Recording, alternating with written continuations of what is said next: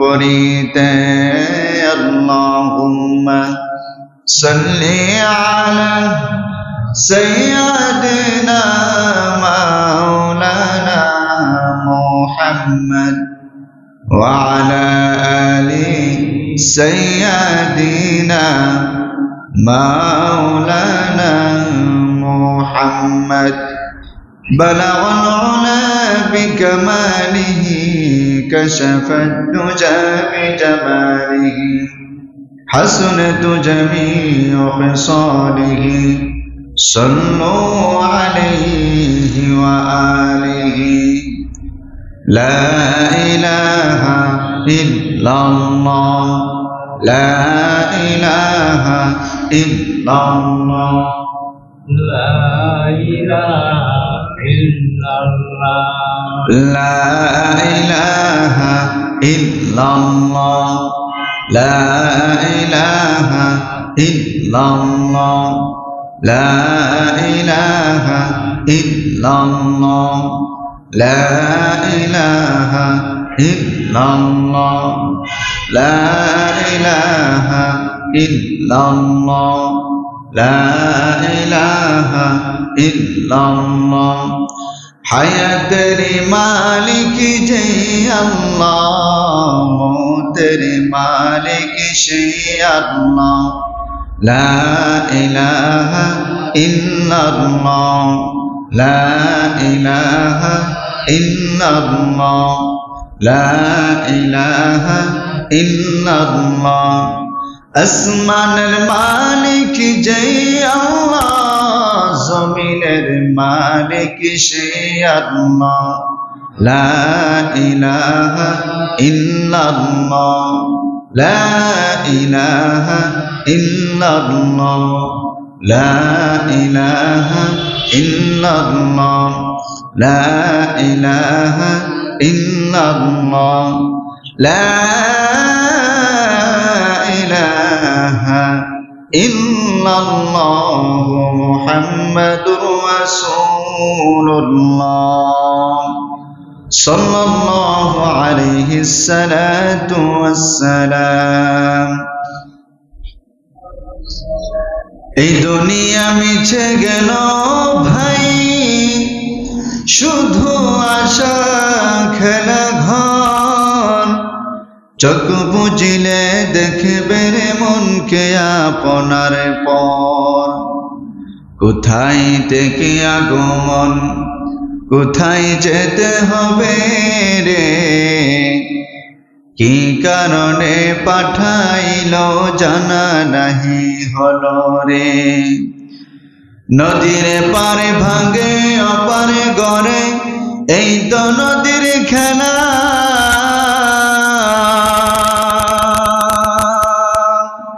সকাল বেলার ধ্বনি তুমি ফকির সন্ধ্যা বেলা।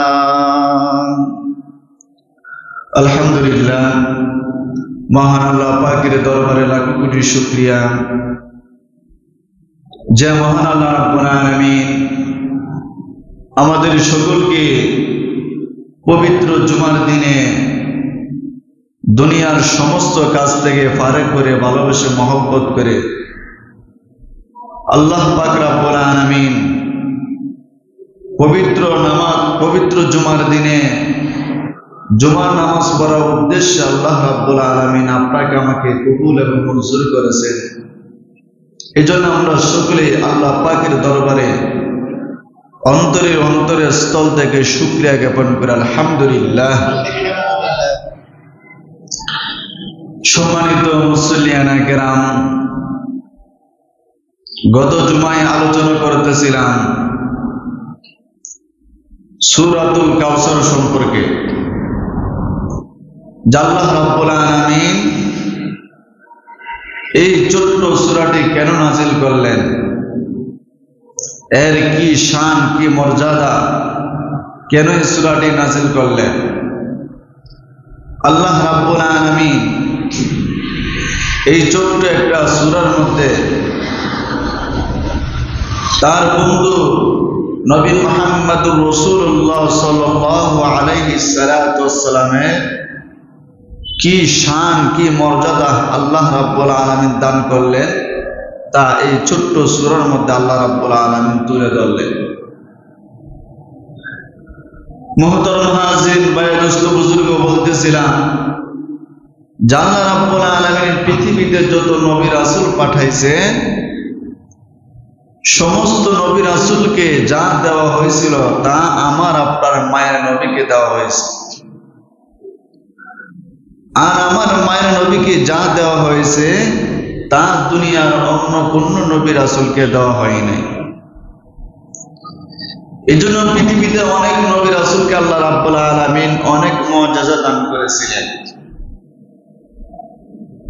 যেমন গত জুমায় বলতেছিলাম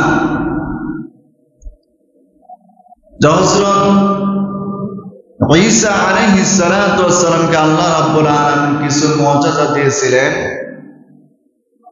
যে কোনো এক কবরের পাশে গিয়ে যদি বলতো কুম বিইযনিল্লাহ, আল্লাহর হুকুমে ওঠো, এমনি সঙ্গে সঙ্গে কবরের মাটি সইরা যাইত, আর সঙ্গে সঙ্গে মুর্দা ব্যক্তি জিন্দা হয়ে যাইত। এই মুআজিজা আল্লাহ রাব্বুল আলামিন ঈসা আলাইহিস সালাতু ওয়াস সালামকে দান করেছিলেন। এমনকি হযরত ঈসা আলাইহিস সালাতু ওয়াস সালাম মাটি দিয়া যদি একটা পাখি বানায়া যদি ফু দিত তাহলে এটা উইরা গিয়া চোখের আড়ালে পয়রা ময়রা শেষ। তাহলে এই মুআজিজা আল্লাহ রাব্বুল আলামিন হযরত ঈসা নবীকে দান করেছিল। কিন্তু এই মুআজিজা আল্লাহ রাব্বুল আলামিন শুধু ঈসা নবীকে দেন বিষয়টা এরকম না, বরং আল্লাহ রাব্বুল আলামিন আমার আপনার মায়ের নবী মুহাম্মদুর রাসূলুল্লাহ সাল্লাল্লাহু আলাইহি সাল্লামকে এরকম মুআজিজা দান করেছেন। তার একটি ঘটনা থেকে আন্দাজ করা যায়, জিন্দাকে মুর্দা করা, মুর্দাকে জিন্দা করা, এই গুণ সিফত কার? আল্লাহ। জোরে বলেন, জিন্দাকে মুর্দা করা, মুর্দাকে জিন্দা করা, এই সিফত গুণ কার? আমরা অনেক সময় অনেকে বলে যে আব্দুল কাদের জিলানী রহমাতুল্লাহ আলাইহি নিজে মানুষ জিন্দা করে দেয়। জোরে বলেন না নাউজুবিল্লাহ। যে আব্দুল কাদের জিলানীর নাম লইলে নাকি পানি নাকি আগুন হয়ে যায়, আগুন নাকি পানি হয়ে যায়, অনেকে বলে। তাহলে আব্দুল কাদের জিলানীর নাম লইলে যদি পানি আগুন হয়ে যায়, তাহলে আল্লাহর নাম লইলে কি হবে? যাই হোক মুহতারাম হাজিরিন, তাহলে জিন্দাকে মুর্দা করা, মুর্দাকে জিন্দা করা, এই সিফাত কোনো মানুষের নয়, কোনো ওলির নয়, কোনো মানুষকে আল্লাহ রাব্বুল আলামিন এই ক্ষমতা দেয় নাই। একমাত্র নবীদেরকে আল্লাহ রাব্বুল আলামিন কোনো ক্ষেত্রে তাদেরকে এটা মুআজিজা দিয়েছে, কিন্তু ওলিদেরকে আল্লাহ রাব্বুল আলামিন এই সিফাতে গুণ দেয় নাই। এজন্য ভাইয়েরা আমার, নবীর এক সাহাবী যার নাম ছিল জাবির রাদিয়াল্লাহু তাআলা, বিশ্ব নবীর দরবারে গেলেন। বিশ্ব নবীর মায়াবী নুরানি চেহারা দেখে বুঝে ফেলছে নবী ক্ষুধার্ত, কিচ্ছু খাই নাই। কারণ তারা ছিল সত্যিকারে আশিক রাসূল, নবীর চেহারা দেখলে তারা বুঝে ফেলত নবীকে তারা কেমন ভালোবাসত, নবীর জন্য তারা কেমন পাগল ছিল। নবীর এক সাহাবী যার নাম ছিল তালহা রাদিয়াল্লাহু তাআলা, 9 বছরের বালক, নবীরে কেমন ভালোবাসে গো। বাবা সন্তান রাখিয়া মাঝে মাঝে নবীর দরবারে যেতেন। নবীর দরবার থেকে আসার পর সন্তান তালহা বাবার ডাক দিয়ে বলে, বাবা গো আপনি কোথায় গিয়েছিলেন আমার একা একা রাইকা? আমি বিশ্ব নবীর দরবারে গিয়েছিলাম। কেন গিয়েছিলাম গো? আমি ইলমে নবুয়ত শেখার জন্য। ও বাবা তুমি একা একা কেন চলে গেলে, আমার নেওয়াই কেন, তুমি আমার নিলা না কেন, একা একা তুমি কেন চলে গেলা গো বাবা? তখন তার বাবা ডাক দিয়ে বলে, ও তোলহা, তুমি ছোট্ট বালক, তোমার উপরে আসবে নবুয়ত শিক্ষা তোমার উপর ফরজ হয় নাই, তোমার উপর নামাজ রোজা কোনো ফরজ হয় নাই। আমি নবীরে ভালোবাসি রে, এই জন্য আমি নবীর দরবারে যাই আনবে নবুয়ত শিক্ষার জন্য। সন্তানটা ডাক দিয়ে বলে, বাবা আল্লাহর কসম করে বলি, দুনিয়ার সবচাইতে আমি নবী মুহাম্মদ রে বেশি ভালোবাসি। ও বাবা, আবার আপনি যখন নবীর দরবারে যাবেন, আমারে বাড়িতে একা একা রাইকে কিন্তু যায় না গো। আপনি যখন নবীর দরবারে যাবেন, আমি তলহারে নিয়ে আপনি নবীর দরবারে যাই। কিছুদিন পর তলহারে লইয়া যখন তার বাবা নবীর দরবারে গেল, নবী ডাকতে বলল, ও বাবা, এই ছোট্ট বাচ্চারে কেন নিয়ে আসলা? ছোট্ট বাচ্চার উপর শিকার খরচ হয় নাই, এই বাচ্চারে তুমি কেন নিয়ে আসলা? তার কেন কষ্ট দিলা? এবার তার বাবা ডাকতে বলল, ও আল্লাহর নবী, সে নাকি বলে আমার চাইতেও আপনারে বেশি ভালোবাসে। জোরে কন্যা সুবহানাল্লাহ। এবার নবী আলাইহিস সালাতু ওয়াস সালাম ডাক দিয়ে বলেন, না, তোমার এই বাচ্চারে কোনদিন আনবা না, ছোট্ট বাচ্চা। বাচ্চারা ডাক দিয়ে বলে, নবী গো, আমারে আপনি কেন নিষেধ করেন? আমি কি আপনারে কম ভালোবাসিনি? আমি আপনাকে আমার বাবার চাইতেও লক্ষ কোটি গুণ বেশি ভালোবাসি। নবী আলাইহিস সালাতু ওয়াস সালাম যখন এই কথা বললেন যে তুমি আমারে ভালোবাসো, কেমন ভালোবাসো, তাহলে এখনই তোমাকে পরীক্ষা করে ফেলি। নবী মুহাম্মদ রাসূলুল্লাহ বাবার বিদায় করিয়া সন্তানের হাতে একটা তরবারি দিয়া বলে, ও তলহা, এই যে তোমারে তরবারিটা দিলাম, এই তরবারি দিয়া তোমার বাবার তুমি হত্যা করবা। যদি হত্যা করতে পারো, আমি নবী মনে করব তুমি আমারে সবচাইতে বেশি ভালোবাসো, তোমার বাবার চাইতেও আমারে অনেক ভালোবাসো। হযরত তলহা তরবারিটা হাতে লইয়া বাবারে হত্যা করার জন্য যখন রওনা হয়, নবী আলাইহিস সালাতু ওয়াস সালাম পিছনে পিছনে যায়। নবী চিন্তা করে দেখলেন, আসলে তো সে তার বাবারে হত্যা করবে। যখন তলহা রাদিয়াল্লাহু তাআলা আনহু তরবারি নিল, ডাক দিয়ে বলে, দুনিয়ার কেউ আমারে বাধা দিতে পারবে না, আমার বাবারে আমি সত্যি সত্যি হত্যা করব। নবী আলাইহিস সালাতু ওয়াস সালাম পিছনে গিয়া আঞ্জা করে ধরে আর বলে, ও তলহা, আমি বুঝতে পেরেছি তুমি আমারে সবচেয়ে বেশি ভালোবাসো, তোমার বাবারে হত্যা করার কোনো প্রয়োজন নাই, কারণ আল্লাহ রাব্বুল আলামিন দুনিয়ার জমিনে সন্তান দিয়ে বাবারে হত্যা করার জন্য আল্লাহ পাঠাই নাই। আল্লাহ রাব্বুল আলামিন দুনিয়ার জমিনে আমারে রহমত স্বরূপ পাঠাইছি। আল্লাহ বলেন, ওয়া মা আরসালনাকা ইল্লা রাহমাতাল লিল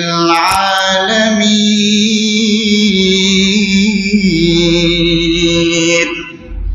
ও বিশ্ব নবী, আমি আপনাকে তামাম পৃথিবীর জন্য রহমত স্বরূপ পাঠিয়েছি, হত্যা করার কোনো প্রয়োজন নাই। আবার নবী ডাকতে বলো, বাররা, তোমার এই সন্তান তো আমি নবীর যেমন ভালোবাসে রে, আমি নবী তলহারে তেমন ভালোবাসি। নবী আলাইহিস সালাতু ওয়াস সালাম আদর করিয়া তলহারে বুকে জড়াইয়া তার পবিত্র জবান দিয়া, তার পবিত্র ঠোঁট মোবারক দিয়া তলহা রাদিয়াল্লাহু তাআলা কবরে চুমু লাগাইয়া দিলেন। আমার নবী আলাইহিস সালাতু ওয়াসসালাম ডাকতে বাররা, তোমার সন্তান তলহার প্রতি তুমি খেয়াল রাখো, তোমার সন্তানকে তুমি আদর করে যত্ন কইরো, তার প্রতি তুমি খেয়াল রাখো। কিছুদিন যাওয়ার পর হযরত তলহা রাদিয়াল্লাহু তাআলা প্রচন্ড অসুস্থ হয়ে গেল, শরীরে প্রচন্ড জ্বর। সন্তান বাবার কোলে বৈশা ডাকতে বলে, বাবা গো, আমার মনে হয় দুনিয়াতে আমি আর বাঁচব না, আমারে মাফ করে দিয়েন। দুনিয়ার জমিনে কোন সন্তান যদি বাবার কাছে ডাকতে বলে, বাবা গো, আমারে মাফ করে দিন, আমি মনে হয় দুনিয়াতে আর বাঁচব না, বলেন তো বাবার কলিজার মধ্যে আঘাত লাগে কি লাগে না? জোরে বলেন। কি বলস, দুনিয়ার ঘর বাড়ি সবকিছু বিক্রি করে দিব রে, কিন্তু আমি বাররা তোরে জিন্দেগিতে কোনোদিন মরতে দিব না। কিছুদিন যাওয়ার পর তলহা রাদিয়াল্লাহু তাআলা প্রচন্ড শরীরে জ্বর। ডাক দেন, বাবা গো, আমি যদি মারা যাই, দিনের বেলায় যদি মারা যাই, তাহলে আমার মায়ার নবীর সংবাদ দিয়েন। আমার মায়ের নবীরে বইলেন, আমার গোসল করাইয়া যেন জানাজা নামাজ পড়াইয়া যেন কাফন দাফন করে।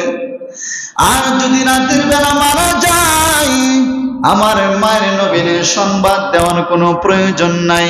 কেন রাতের বেলায় মারা গেলেন সংবাদ দিতাম না বল? তলহা রাদিয়াল্লাহু আনহু ডাক দিয়ে বলে, ও বাবা, আমার বাড়ি থেকে নবীর বাড়ি 10 কিলোমিটার পর্যন্ত। আমার মৃত্যুর সংবাদ যদি নবী শুনে গো, পাগলের মতো ছুটে আসবে, বাড়িতে স্থির থাকতে পারবে না। আর যাওয়ার সময় যদি বেঈমান কাফেররা যদি নবীর উপর আক্রমণ করে, তাহলে আমি তলহার জন্য জাহান্নাম ছাড়া কোনো উপায় নাই। এই জন্য নবীর রাতের বেলা সংবাদ দেওয়ার কোনো প্রয়োজন নাই। হঠাৎ করে তলহা রাদিয়াল্লাহু তাআলা মারা গেল। কিছুদিন যাওয়ার পর বাররা বিশ্ব নবী আলাইহিস সালাতু ওয়াসসালামের দরবারে গেলেন।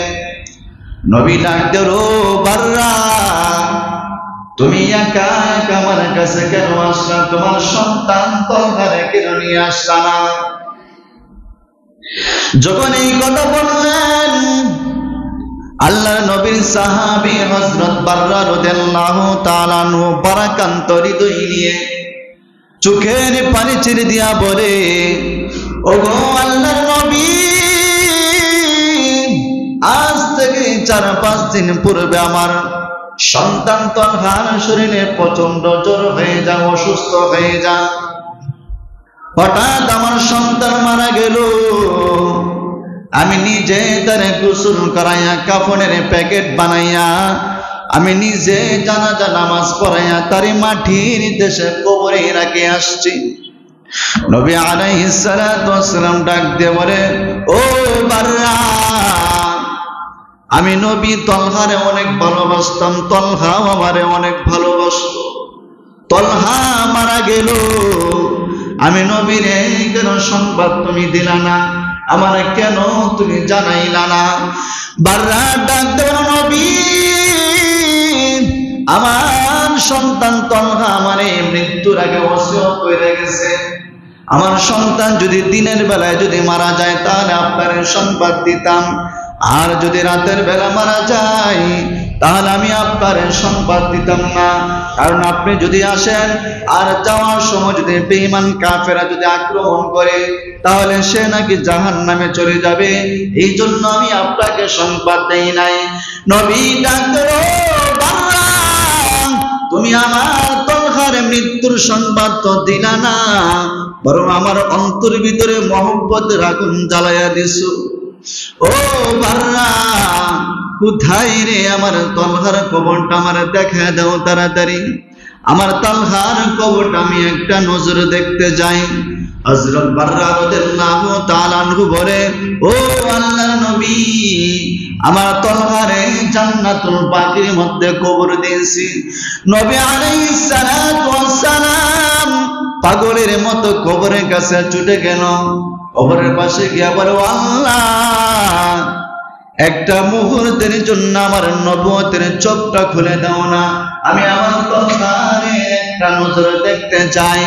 আল্লাহ রাব্বুল আলামিন সঙ্গে সঙ্গে যখন ইলমে নবুয়তের চোখটা খুলে দিল, নবী আলাইহিস সালাতু ওয়াস সালাম বলেন, আমি আমার নবুয়তের চোখ দিয়া তাকায় দেখলাম আল্লাহ রাব্বুল আলামিন আমার তলহারে জান্নাতের ভিতরে সবুজ পাখি বানাইয়া জান্নাতের ভিতরে বিচরণ করাইতাছি।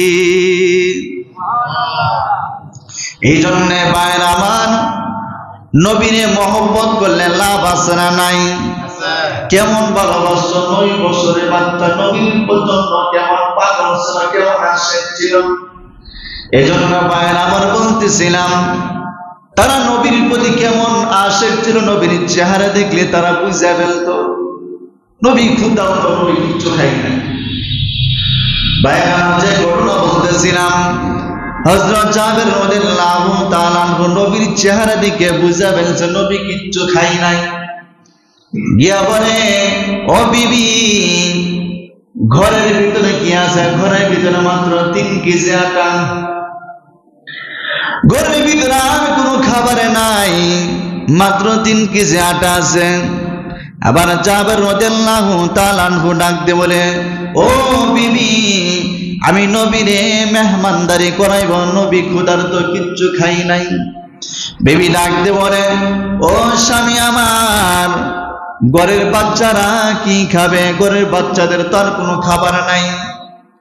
আবার জাবের ডেকে বলে, রে বিবি, আমার সন্তান, আমার বাচ্চারা ক্ষুধার্ত থাকতে পারে, কিন্তু আমার নবী ক্ষুধার্ত থাকতে পারে না।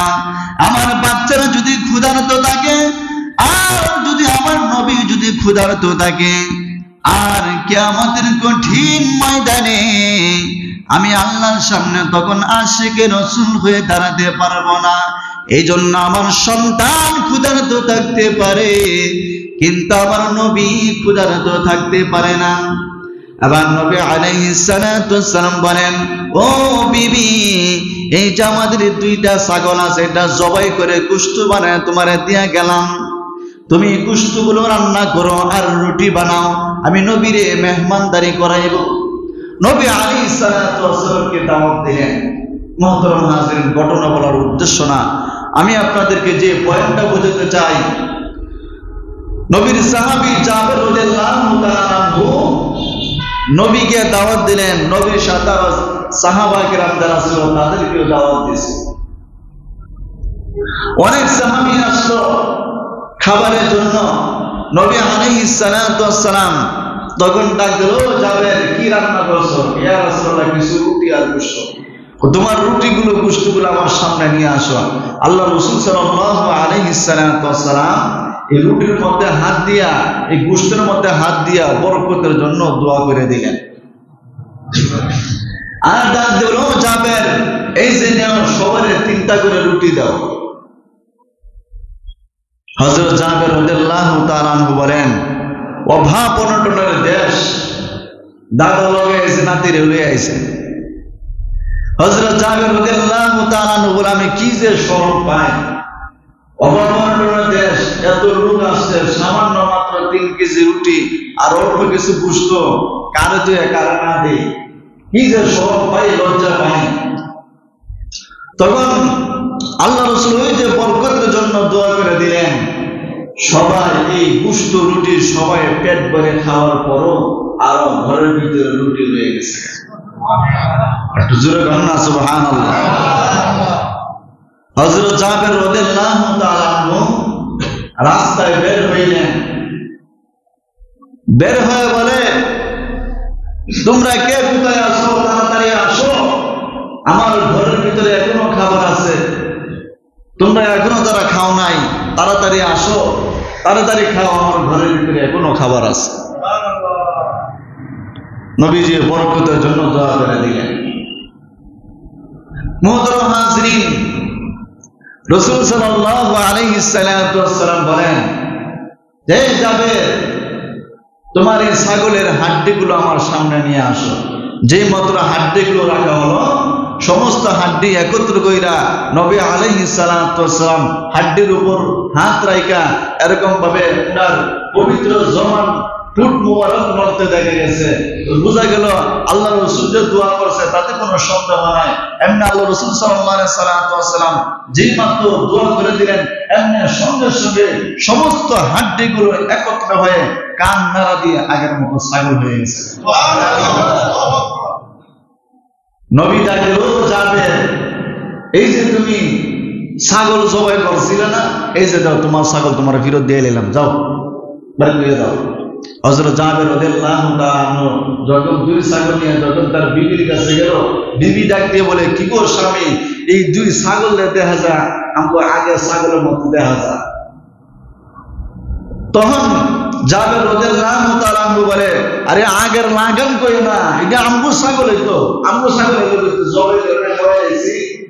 কাহা জবাই করে খাওয়াইছিলাম ঠিক হই, কিন্তু বিশ্ব নবীর মুজিজা এই হাড্ডি দিয়া নবী আলাইহিস সালাতু ওয়াসসালাম বরকতের জন্য দোয়া করে দিলেন, আর আগের মতো কান্না দিয়ে ছাগল হয়ে গেল।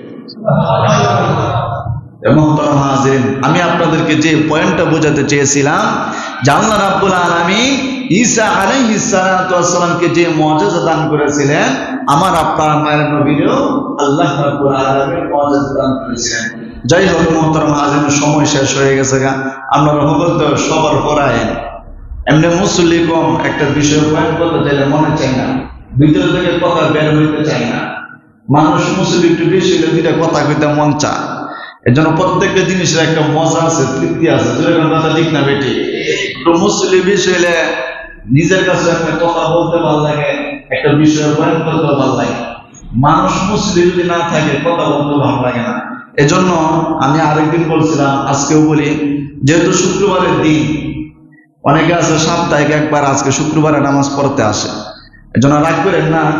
এজন্য যারা মসজিদে শুক্রবারে আসবেন একটু আগে আগে আসার চেষ্টা করবেন। যেহেতু সারা সপ্তাহ নামাজ পড়েন না, শুধু শুক্রবারে পড়েন, একটু আগে আসার সমস্যা কি। আর এমনি তো হাদিস শরীফের মধ্যে আসছে শুক্রবারের দিনে একটু আগে আগে মসজিদে আসলে সব বেশি। যাই হোক মুহতারাম হাজিরিন, যে কথাগুলো বললাম, আল্লাহ তাআলা আমরা সকলকে বুঝার আমল করা তৌফিক দান করুন। যারা সুন্নত পড়ি নাই, আমরা সকলে 4 টাকা সুন্নত পড়ে নিই।